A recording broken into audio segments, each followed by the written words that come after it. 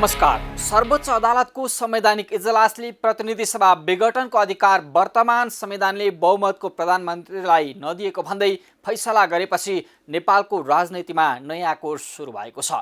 अदालतले संविधान र त्यसमा रहेका प्रावधानहरूको व्याख्या गर्दै संसदबाट सरकार बन्न नसक्ने अवस्था बाहेकमा विघटनको परिकल्पना नगरेको भन्दै गर्दा धुमिलिएको राजनीतिलाई अब कसरी संग्लो बनाउने भन्ने दायित्व फेरि पनि राजनीतिक दल र तिनका नेताहरूको काँधमै आइपुगेको छ। प्रधानमन्त्री को हट्छ को बन्छ प्रधान विषय होइन। ओली सत्ताबाट हटेर देउबा आउन् वा प्रचण्ड, माधव अनि बाबुराम उपेन्द्र, पात्र फेरिएर केही हुँदैन। नेता अनि शासकहरूको प्रवृत्ति फेरिनुपर्छ। देश र जनता अनि समृद्धिको गफ गरेर मात्रै समृद्ध नेपाल सुखी नेपालीको सपना साकार हुँदैन। यसका लागि शासक प्रशासकले इमान्दार भएर काम गर्नुपर्छ। अहिले पनि संसद पुनर्स्थापनाले अस्थिरता निम्त्याउँछ भन्ने एकाथरी मत रहेको छ।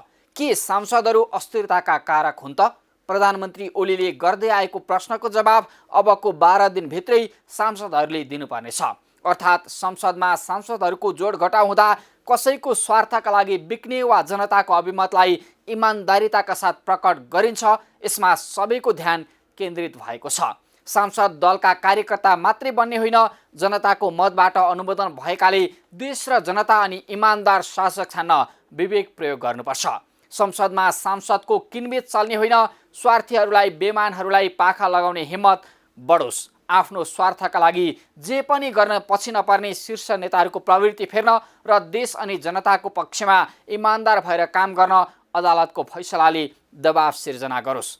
आम जनताको चाहना अहिले यति छ, प्रधानमन्त्री जोसुकै बनोस्, शान्तसँग बाँच्न पाइयोस्, महँगीबाट छुटकारा मिलोस्, घाँस बाँस र कपासका लागि धेरै चिन्ता र दुःख गर्न नपरोस्।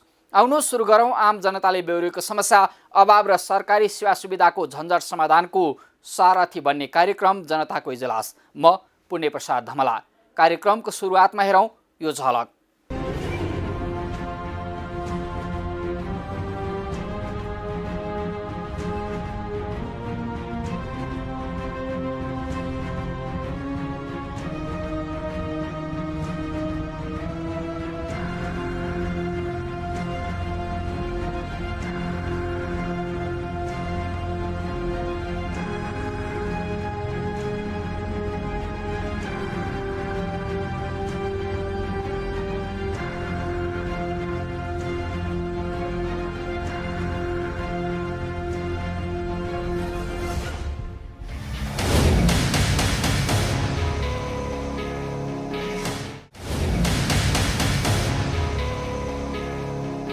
स्वागत छ कार्यक्रम जनताको इजलासमा। आज हामी 2 महिना लामो अस्थिरता र सर्वोच्च अदालतको संवैधानिक इजलासले गरेको ऐतिहासिक फैसलाको अन्तर्कथा खेलाउँदैछौँ।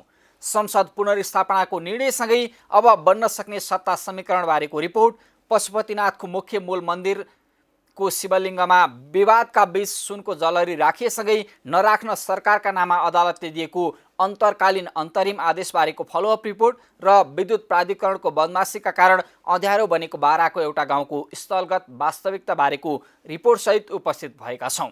तपाईसँग पनि कुनै समस्या गुनासो भए हामीलाई टिपाउन वा पठाउन सक्नुहुनेछ। हामी तपाईँहरूका गुनासोलाई कार्यक्रममा उच्च प्राथमिकता दिनेछौँ। अब आजको पहिलो विषय, सर्वोच्च अदालतको संवैधानिक इजलासले प्रधानमन्त्री केपी शर्मा ओलीको प्रतिनिधि सभा विघटनको कदमलाई असंवैधानिक घोषणा गर्दै अबको 12 दिनभित्र संसद बैठक बोलाउन परमादेश जारी गरेसँगै नेपाली राजनीतिमा नयाँ कोर्स सुरु भएको छ। बैठक कहिले बस्ने निश्चित नभए पनि अदालतको फैसलाले 2 महिना लामो संवैधानिक सङ्कट र राजनीतिक अस्थिरतालाई भने अन्त्य गर्ने सङ्केत देखिँदैछ। अदालतको फैसलाको मर्म र 2 महिना लामो संवैधानिक राजनीतिक सङ्कटबारे हाम्रो टिमले तयार पारेको यो रिपोर्ट हेरौँ।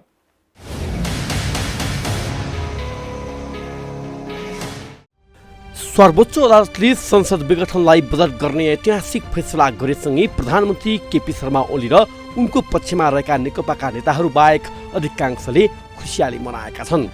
प्रधान न्यायाधीश सुलेन्द्र शमशेर जबरा, न्यायाधीशहरू विश्वम्भर प्रसाद श्रेष्ठ, अनिल कुमार सिन्हा, सपना प्रधान मल्ल र तेजबहादुर केसीको संवैधानिक इजलासले प्रधानमन्त्री ओलीले गरेको संसद विघटन बदर हुने फैसला सुनाएर 13 दिनभित्रै संसद बैठक बोलाउन परमादेश जारी गरेसँगै यति बेला पुस 5 पछिका सरकारका काम कारबाहीमाथि समेत प्रश्न उठेका छन्।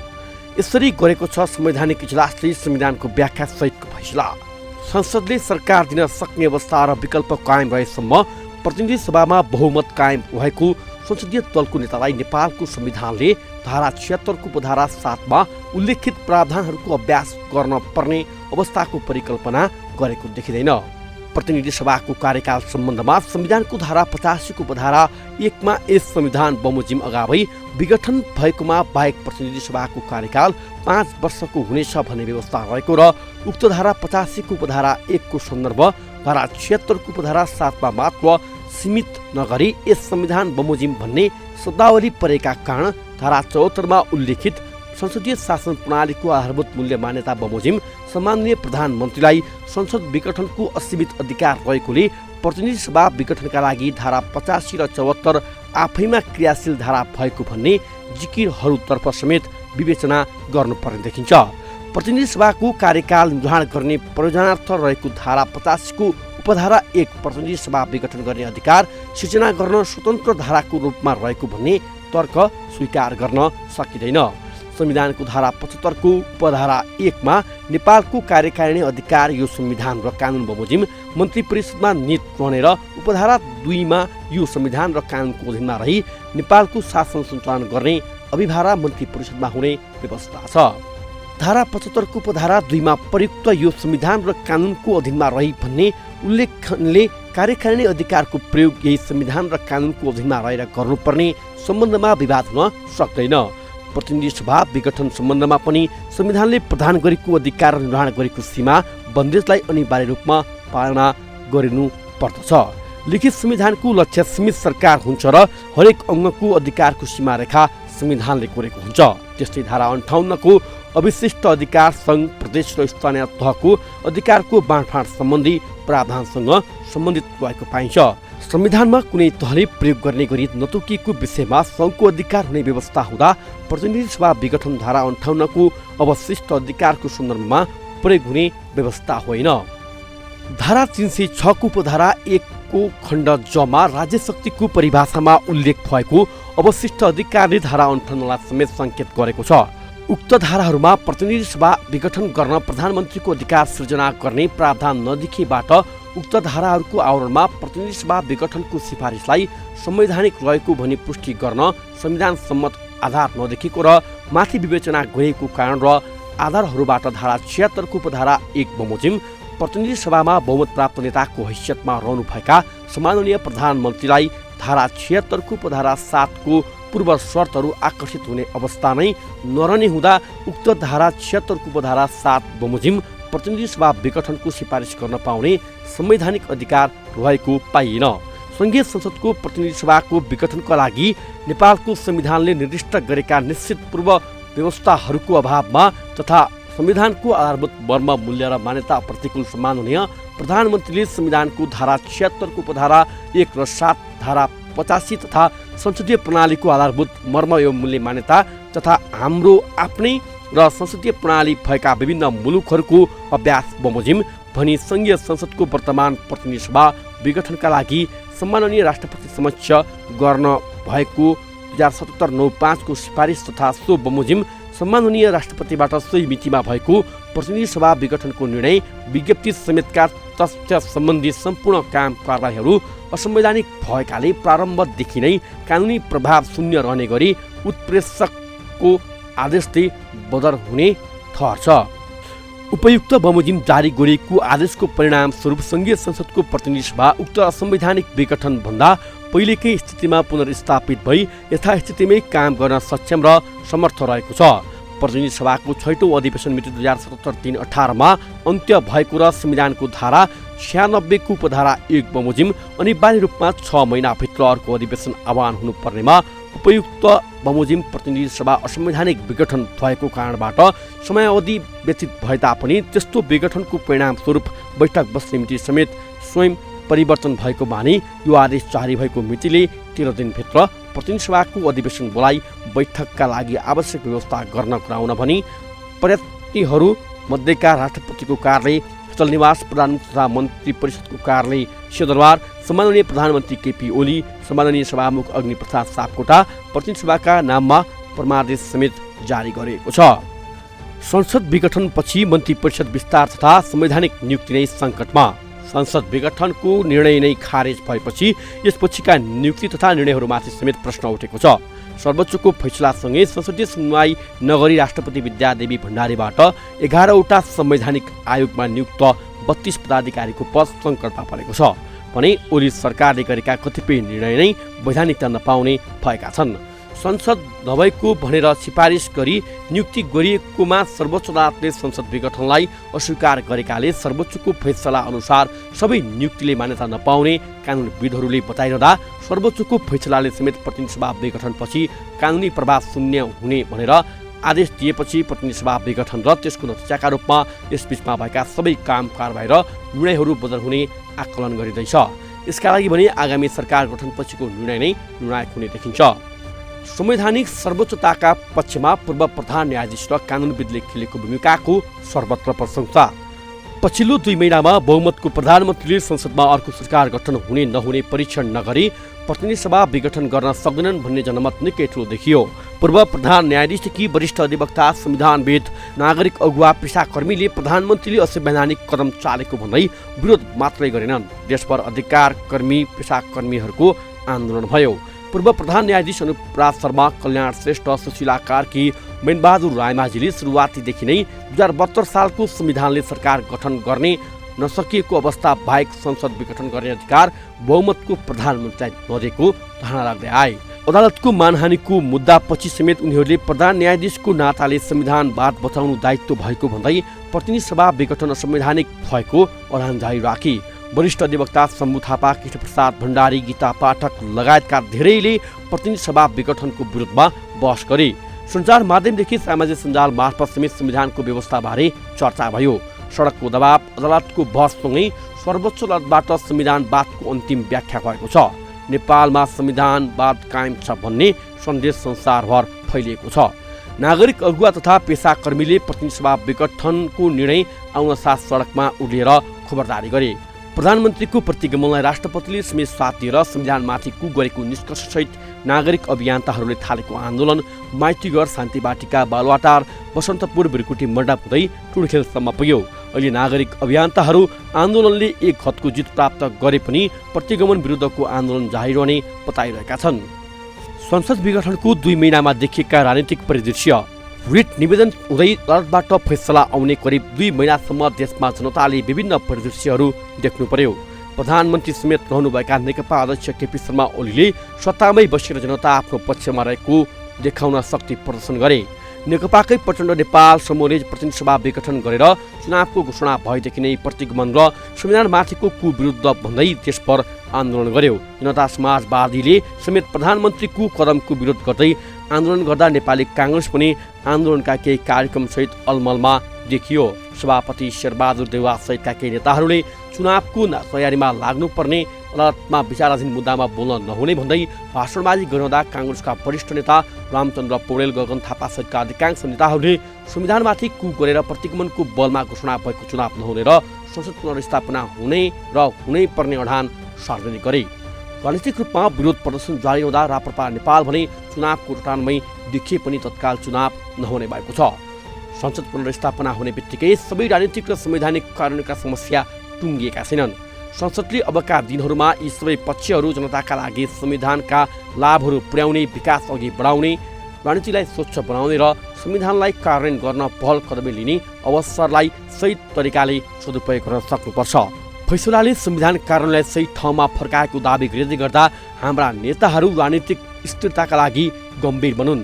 राजनीतिक व्यक्तिहरू, राजनीतिक दलहरू बेइमान हुँदासम्म अस्थिरता रहिरहन्छ।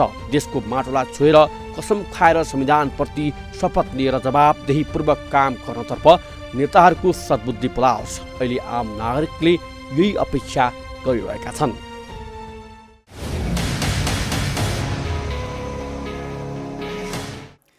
अदालतले केवल संविधानको व्यवस्थाको व्याख्या गरेको छ। देश र जनताको बाँकी भविष्य कोर्ने जिम्मेवारी नेता र सांसदको काँधमा आएको छ। अदालतको फैसला सबैले मान्छौँ भनेसँगै राजनीतिक मुठभेड तत्काललाई टरेको छ। अदालतप्रतिको विश्वास र निष्पक्षता अनि फैसला कार्यान्वयनको राजनीतिक तत्परता दीर्घकालीन होस्। हाम्रो अपेक्षा यति। अब आजको अर्को विषय।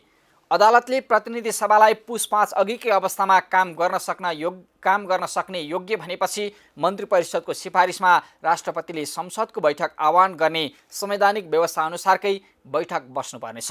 बैठक कहिले बस्ने निश्चित नभए पनि अहिलेदेखि नै अबको सत्ता समीकरणको जोड घटाउ र राजनीतिक भेटघाटले तीव्रता पाउन थालेको छ। हेरौँ यो रिपोर्ट।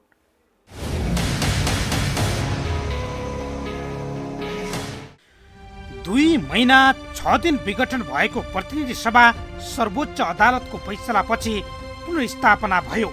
निर्वाचनको पक्षमा उभिएका प्रधानमन्त्री केपी शर्मा ओलीको नेकपा एकातिर र संसद पुनर्स्थापना भन्ने अन्य दल अर्कोतिर उभिएर आन्दोलन तथा सभा गरे। निर्वाचनको बाटो बन्द हुँदै अब संसद पुनर्स्थापना भएपछि राजनीतिक वृत्तमा सत्ता समीकरणको खेल सुरु भएको छ। यसमा पनि घटनाक्रमलाई लिएर सत्ता समीकरण बारे विभिन्न अड्कलबाजी सुरु भएका छन्।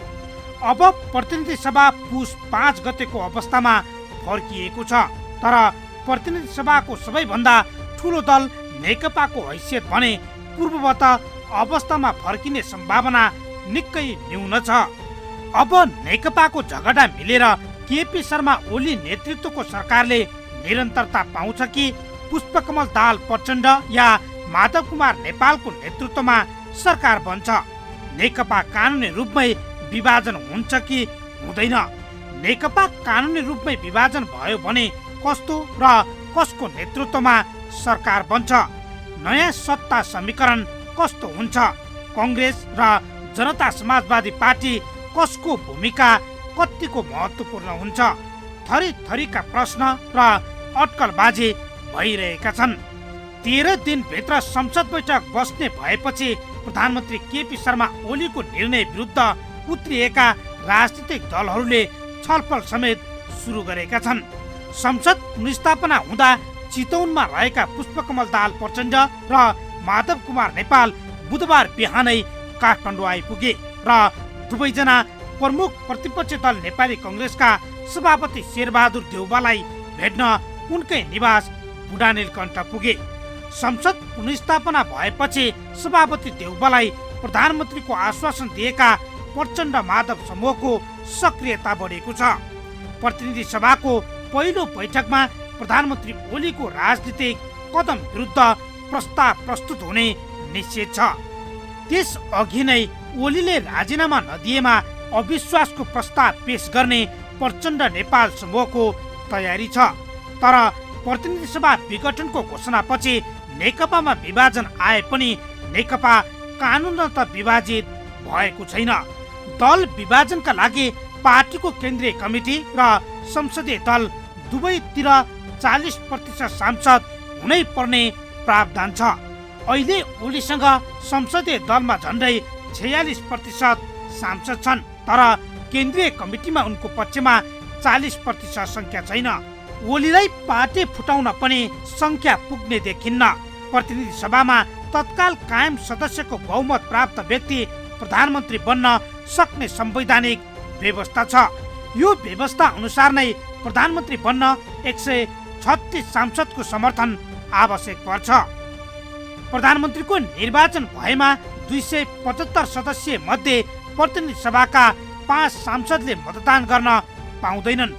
कांग्रेसका विजय कुमार गच्छेदार र मोहम्मद अफ्ताब आलम तथा जसपाका हरिनारायण रौनियार र रेशम चौधरी निलम्बित अवस्थामा छन्। हालै कांग्रेसकी ज्ञानकुमारी छन्त्यालको निधन भइसकेको छ। 270 जना सांसदले मात्र प्रधानमन्त्रीको निर्वाचनमा मतदान गर्न पाउनेछन्। प्रतिनिधि सभामा नेकपाका 174 सांसद छन्। गएको पुस 5 मा ओली विरुद्ध प्रचण्ड नेपाल समूहका 90 जना सांसदले अविश्वासको प्रस्तावमा हस्ताक्षर गरेका थिए, तर यस बीचमा केही सांसद ओलीतिर लागेका छन्। ओलीसँग 81 र वामदेव गौतमतिर 2 जना सांसद छन्। अविश्वासको प्रस्तावको सामना गर्न ओलीलाई 81 जना सांसद पर्याप्त हुँदैन। प्रमुख प्रतिपक्षी दल कांग्रेसका 60 सांसद र जनता समाजवादी पार्टीका 32 सांसद छन्। नेकपा विभाजन भएमा त्यसका 2 मध्ये कुनै पनि समूहलाई सरकार बनाउन कङ्ग्रेस र मधेसी दुवै दलको आवश्यकता पर्नेछ। कङ्ग्रेस र मधेसी दललाई समेटेर सरकार बनाउने हो भने नेकपाबाट 44 सांसद आवश्यक पर्छन्। कङ्ग्रेसलाई मात्र साथ लिएर जाने हो भने नेकपाका 76 जनाको आवश्यकता पर्छ। मधेसवादी दललाई मात्र साथ लिएर सरकार बनाउन नेकपामा 104 सिट आवश्यक पर्छ। जसपासँग मात्रै मिलेर समीकरण बन्ने सम्भावना छैन। संसदमा नेमकिपा, राष्ट्रिय जनमोर्चा, राप्रपा र स्वतन्त्र गरी एक सांसद छन्। पार्टी विभाजनमा कति कति सिट पर्छन् त्यस अनुसारले सरकार बन्नेछ। प्रधानमन्त्री रहेका ओलीलाई कङ्ग्रेस र जसपाले समर्थन गर्ने अवस्था देखिँदैन। कङ्ग्रेसको देउबा समूह ओलीसँग नजिक देखिए पनि पौडेल समूह र जसपाका नेताहरू भने ओलीसँग गठबन्धन गर्न नहुने पक्षमा छन्। कङ्ग्रेस सभापति देउबालाई यसो हुँदा नेकपाको प्रचण्ड नेपाल समूह कङ्ग्रेस र जसपाको संयुक्त सरकार बन्न सक्ने सम्भावना देखिन्छ। तर प्रतिनिधि सभा विघटनको कदम चाल्नु अघिदेखि नै प्रधानमन्त्री ओलीले प्रचण्ड माधवलाई सत्ता हस्तान्तरण गर्नुभन्दा देउबालाई प्रधानमन्त्री स्वीकारेर सहकार्य गर्न तयार रहेको संकेत दिएका थिए। अहिले पनि ओली प्रचण्ड माधवलाई निषेध गर्ने रणनीति रहेकोले देउबासँग दुवै पक्षको बार्गेनिङ चल्न सुरु भइसकेको छ।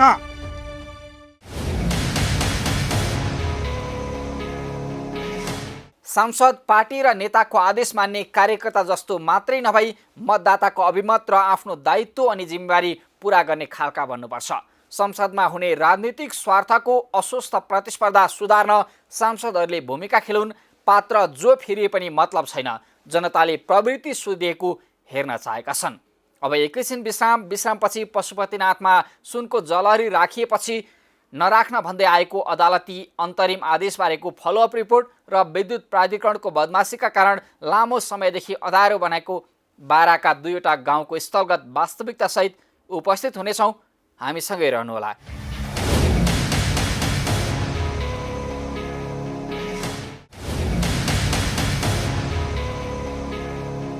विश्रामपछि स्वागत छ। तपाईँ हेर्दै हुनुहुन्छ कार्यक्रम जनताको इजलास।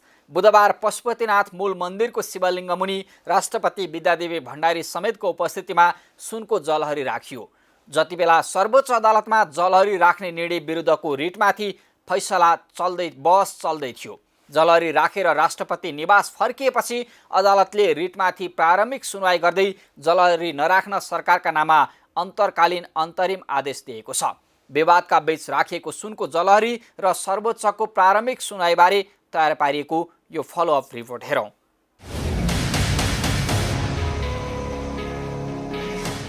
सर्वोच्च अदालतले पशुपतिनाथ मन्दिरमा जलहरी नराख्न सरकारका नाममा अन्तर्कालीन अन्तरिम आदेश जारी गरेको छ। तर सर्वोच्चले जलहरी नराख्न अन्तर्कालीन आदेश जारी गरेकै दिन अर्थात् बुधबार बिहान 11:45 राष्ट्रपति विद्यादेवी भण्डारीले पशुपतिनाथ मन्दिरमा जलहरी राखेकी थिइन्। प्रदेश सभा सांसद नरोत्तम वैद्य र अधिवक्ता नीतिका ढुङ्गानाले दायर गरेको छुट्टै रिटमाथि सुनवाई गर्दै न्यायाधीश पुरुषोत्तम भण्डारीको एकल इजलासले तत्काल पशुपतिनाथ मन्दिरमा सुनको जलहरी लगाउने कार्य नगर्नु भनी अन्तर्कालीन अन्तरिम आदेश जारी गरेको हो। यस बीचमा अन्तरिम आदेश दिने या नदिने विषयमा छलफल गर्न दुवै रिट निवेदक र सरकार दुवै पक्षलाई फागुन 17 गते छलफलमा समेत बोलाइएको छ। सर्वोच्चले जलहरी राख्नुको लिखित कारण पनि सरकारसँग माग गरेको छ। 80 करोड रुपियाँ खर्च गरेर राखिएको 108 किलो सुनको जलहरीमा राष्ट्रपति विद्यादेवी भण्डारीले पूजा आराधना समेत गरेकी थिइन्। पूजा आराधना गरी पशुपतिनाथको मूल शिवलिङ्गको जलहरीलाई सुनले ढाकिएको छ। पशुपतिनाथमा रहेको चाँदीको जलहरी जीर्ण भएकोले त्यही चाँदीको जलहरीलाई सुनको आवरणले ढाकिएको बताइएको छ। सुनको जलहरी राख्न काममा 80 करोड रुपियाँ खर्च भएको छ। तर सुनको जलहरी राख्ने विषय भने विवादित बन्दै गर्दा यो विषय अदालतसम्म पुगेको बेला पशुपति विकास कोषले हतारमा जलरी राखेको हो। संस्कृतविदहरूले समेत सुनको जलरी राख्नु कानुन विपरीत भएको बताउँदै आएका छन्। सुनको जलरी अर्पण गर्नको निम्ति विगत 5 दिनदेखि पशुपतिनाथमा विधिपूर्वक पूजाआजा भएको थियो। तत्कालीन राजा रणबहादुर शाहका पालामा पशुपतिनाथको मूल मन्दिरको शिवलिङ्ग मुनि चाँदीको जलहरी राखिएको थियो। तर यो प्राचीन स्मारक संरक्षण ऐन 2013 विपरीत शिवलिङ्ग मुनि सुनको जलहरी राखिएको भन्दै यति बेला सम्पदा प्रेमी धेरैले विरोध गरिरहेका छन्। 3 वर्ष अघि भारतीय मूलका एक अरबी व्यापारीले पशुपतिको दर्शन गर्ने क्रममा सुनको जलहरी राख्न 80 किलो सुन दिने वचन दिएपछि कोषले प्रक्रिया अघि बढाए पनि विरोध बढेपछि विदेशी नागरिकबाट नभई भक्तजनबाटै सहयोग जुटाएर जलहरी राख्ने निर्णय गर्न पशुपति क्षेत्र विकास कोष बाध्य भयो। पशुपतिनाथको मूल मन्दिरमा जलहरी फेर्ने अभियान रोकिए पनि प्रधानमन्त्री केपी शर्मा ओलीले माघ 12 गते पशुपतिनाथ मन्दिरमा संकल्प पूजा गर्दै सुनको जलहरी राख्न सरकारले 30 करोड दिने घोषणा गरेर काम अघि बढाउन निर्देशन दिएका थिए। विश्व सम्पदा सूचीमा सूचीकृत पशुपतिनाथको विगतको स्वरूप परिवर्तन गराउने गरी सुनको जलहरी राख्ने काम युनेस्को प्रावधान र प्राचीन स्मारक संरक्षण ऐन 2013 विपरीत रहेको भन्दै यति बेला चर्को विरोध भइरहेको छ। पहिला जे छ त्यसलाई चलाउनु भएन, त्यसलाई चाहिँ के भने यताउता पाड्नु भएन, विरूप पाड्नु भएन। त्यो पार्न साथै प्राचीन स्मारक संरक्षण ऐन लागू हुने भयो। त्यो हिजो प्राचीन स्मारक संरक्षण ऐन 2013 नआउँदाखेरि कुन चाहिँ राजा महाराजाले के गर्यो त्यो इतिहासको पाटो भयो। अब इतिहास त्यो चाहिँ के भने प्राचीन स्मारक संरक्षण ऐन लागू भइसकेपछि विश्व सम्पदा सूचीमा चाहिँ के भने परिसकेपछि चाहिँ के भने त्यो विश्व सम्पदाको मापदण्डभित्र बस्नुपर्छ र प्राचीन स्मारक संरक्षण ऐनलाई चाहिँ पशुपति क्षेत्र विकास कोषले पनि सम्मान गर्नुपर्छ। अनि चाहिँ के भने त्यो नेपाल सरकारले त सधैँ त्यो प्राचीन स्मारक संरक्षणलाई त्यो सम्मान गर्नुपर्छ। प्राचीन स्मारक संरक्षण ऐन 2013 को दफा 12 को खण्ड ग मा सुनको जलहरी राखेमा 5,000 देखि 1 लाखसम्म जरिवाना र 5 वर्षसम्म कैद हुन सक्ने व्यवस्था समेत छ। तर पशुपति क्षेत्र विकास कोषले भने चाँदीबाट बनेको उक्त जलहरी जीर्ण बन्दै गएकोले झन्डै 2 वर्षको छलफल तथा परामर्शपछि सुनको जलहरी राखेको जनाएको छ। त्यसपछि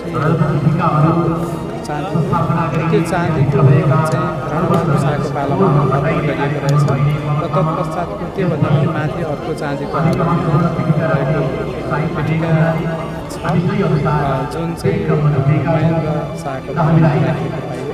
अनि अहिले हामीले स्वर्ण पेटिका बनाएर भगवान् श्री पशुपतिनाथमा समर्पण गरेका छौँ।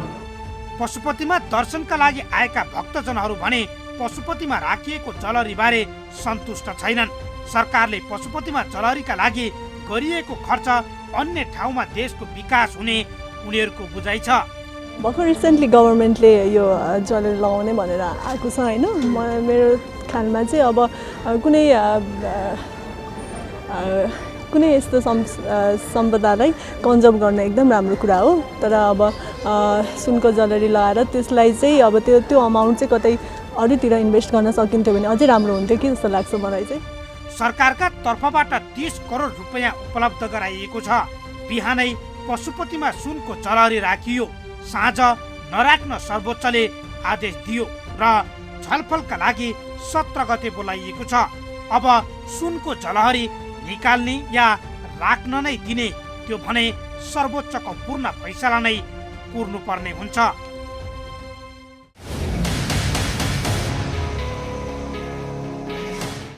प्राचीन स्मारक संरक्षण ऐन 2013 र युनेस्को व्यवस्था विपरीत विरोधका बीच राखिएको सुनको जलहरी अब के गरिन्छ? आम चासो यतातिर मोडिएको छ। विश्व सम्पदा सूचीमा परेको हिन्दूहरूको आस्थाको धरोहर पशुपतिनाथको अस्तित्वमाथि प्रहार गर्ने र खेलबाड गर्ने काम कहीँ कतैबाट नहोस्। हाम्रो खबरदारी यतिका लागि। अब कार्यक्रमको अन्तिम विषय। देशमा विद्युत विकासको अथाह सम्भावना भए पनि आधा भन्दा बढी जनसङ्ख्या अझै अँध्यारोमा बस्न बाध्य छन्। विद्युत विकास र वितरण नै असमान भइरहँदा बाराको सुवर्ण गाउँपालिकाको वडा नम्बर 2 र 3 का गाउँहरू विद्युत प्राधिकरणकै कमजोरीका कारण विगत 6 महिनादेखि अन्धकार बनेका छन्। हेरौँ बाराबाट श्रीकान्त गुप्ताले पठाएको यो रिपोर्ट।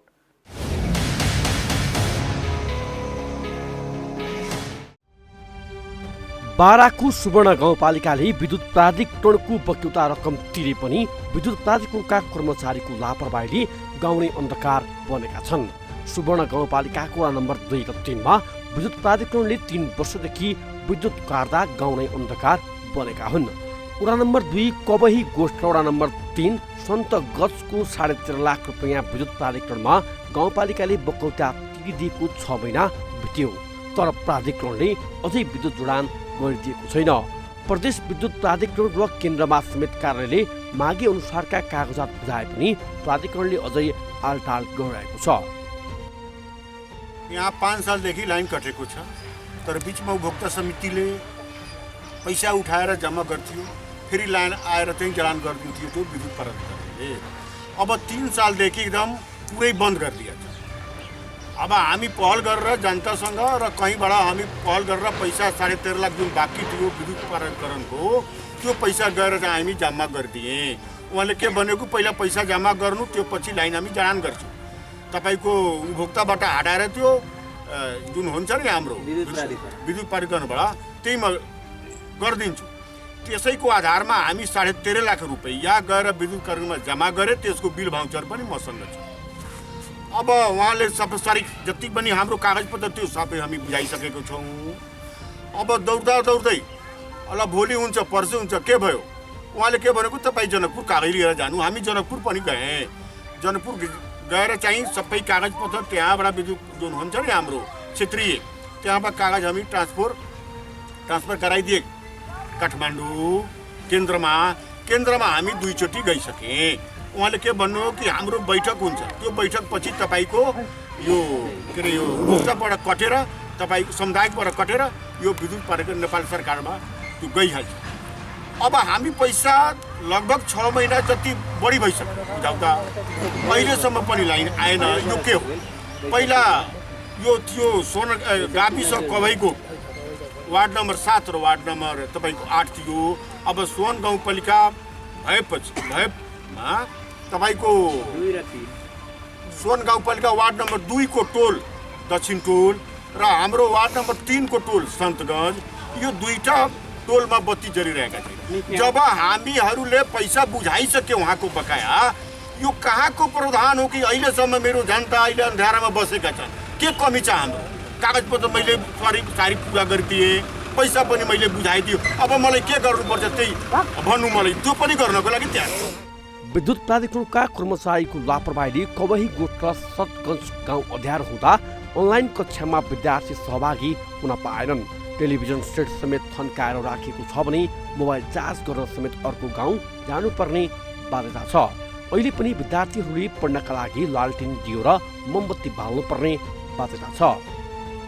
यो स्वर्ण गाउँपालिकाको 2टा वाडाका जनताहरू जुन पीडा भोगिराखेको छ, हाम्रो युवा विद्यार्थीहरू जुन छ त्यो अहिले लकडाउनको बेलामा फेसबुकको माध्यमले पढाइ हुन्थ्यो, अनलाइन पढाइ हुन्थ्यो। त्यो बेला त्यो केटाहरू हाम्रो विद्यार्थीहरू भाइ बहिनीहरू जुन पीडा भोगेको छ त्यो पीडा त सहनै नसक्ने अवस्था छ। यस्तो सङ्कट घडीको बेलामा हाम्रो जनताहरू र भाइहरूले जुन पीडा भोगेका छ पढ्ने विद्यार्थीहरू, त्यो त धेरै दुःखको कुरा हो। अनि अहिले हाम्रो यो 2टा टोलका मान्छे तपाईँको धान खेतीको लागि सिँचाइको लागि पनि त्यो विद्युत पाएन, घरमा बत्ती बाल्नको लागि पनि लाइन पाएन। यस्तो दुःख छ। अहिले हाम्रो कति फर्निचरहरू, कति तपाईँको काम गर्ने विद्युतले गर्दा रुकिया छ यहाँ। र हाम्रो पीडा जुन छ, हाम्रो माननीय साहेबको पैसाले 7वटा ट्रान्सफर्मर किनेर राखिसकेका छु र यो कृषि खेतीको लागि यहीँ राखेको छ।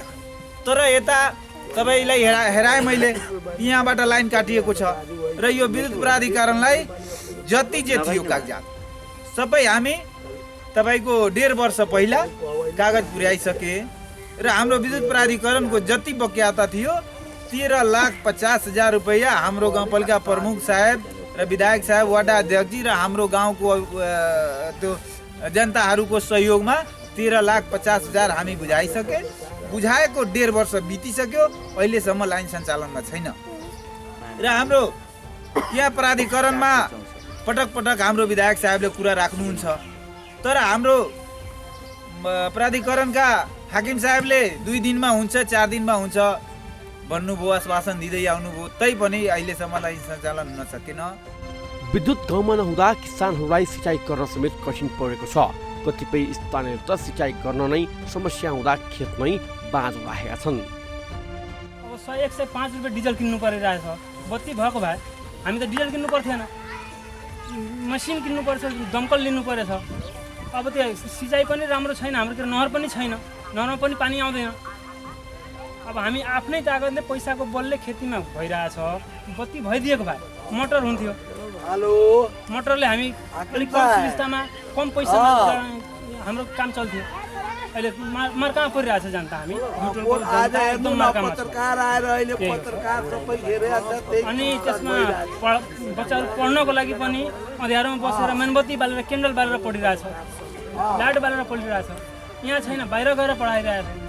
कबै गोठ र सतगञ्जमा 3वटा कुटानी र पिसानी मिल्छन्, तर विद्युत कटौती हुँदा उनीहरू व्यवसाय नै धरापमा परेको बताइरहेका छन्। आफूले महसुल तिर्दा समेत विद्युत नदिनुले कर्मचारीको नियत नै खराब भएको व्यवसायको गुनासो छ। तैकाले कुछ होई त लगलिए 5 रुपया यहाँ पहुँच जाई, कहाँ मेल बंद कर का जरूर बा मेल लाइन ले लाके हमके डीजल पर ठीक बा। माने कारण कथि काहे बंद करले? अब वोल्टेज ना पुला के काम एगो 2 गांव के ऐसन गण जुट कदल बाद एगो ट्रांसफार्मर से दोनों गांव के अब ला एलम वोल्टेज ना पुगी, ओने वोल्टेज ना पुगी। अब उ लोग से कहला कि हमनी के मतलब अथी नहीं के चलाई, टीवी नहीं के चलाई, मोबाइल नहीं के चलाई, लगलिए 5 रुपया लाठी लेके चलाई कि मिल बंद कर। व्यवसायीले विद्युत अभावमा मिल चलाउन जेनेरेटर समेत खरिद गरेका छन्, तर विद्युत प्राधिकरणले भने 13 लाख बक्यौता तिरे पनि विद्युत जडानका लागि आफूहरूलाई पत्र नआएको बताइरहेको छ। यो कवैको चाहिँ जुन एउटा विद्युतको समस्या छ त्यो बारेमा जिल्ला प्रशासनलाई पनि जानकारी भयो र यसमा हाम्रो खास गरेर जिल्लाको समन्वय बैठकमा पनि त्यस सम्बन्धी चाहिँ कुरा उठिसकेपछि हामीले नेपाल विद्युत प्राधिकरणका चाहिँ प्रमुखलाई त्यो कार्यक्रममा अर्को चाहिँ एउटा समन्वय बैठकमा बोलाएर यस सम्बन्धमा चाहिँ हामी छलफल गऱ्यौँ र त्यसपछि यसलाई चाहिँ प्रक्रिया अगाडि बढाउने भनेको त्यहाँ विद्युतीकरण गर्नको लागि चाहिँ प्रक्रिया अगाडि बढाउने भनेर उहाँले चाहिँ एउटा कमिट गर्नुभएको छ र यो छिट्टै त्यहाँ चाहिँ अब विद्युतीकरणतिर चाहिँ विद्युतीकरण हुन्छ।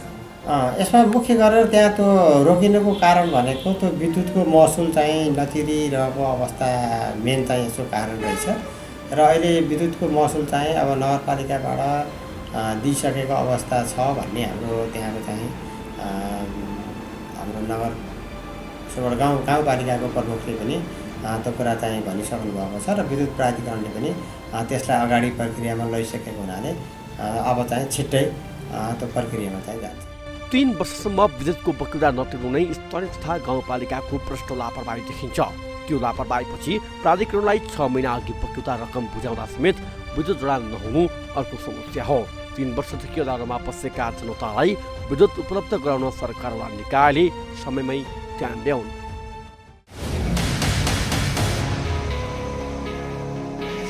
गाउँपालिकाले बक्यौता तिर्दा पनि विद्युत प्राधिकरणबाट काटिएको विद्युत लाइन नजोडिनु गम्भीर विषय हो। विद्युत अभावबाट समस्याग्रस्त बनेको स्थानीयको जीवनलाई सहज बनाउन यहाँको विद्युत प्राधिकरण कार्यालयले गम्भीर बनेर भूमिका खेलोस्। यी र यस्ता कुनै पनि पीडा व्यथा समस्या अनि गुनासोमाथि कार्यक्रम जनताको इजलास मार्फत निरन्तर खबरदारी गरिरहनेछौँ।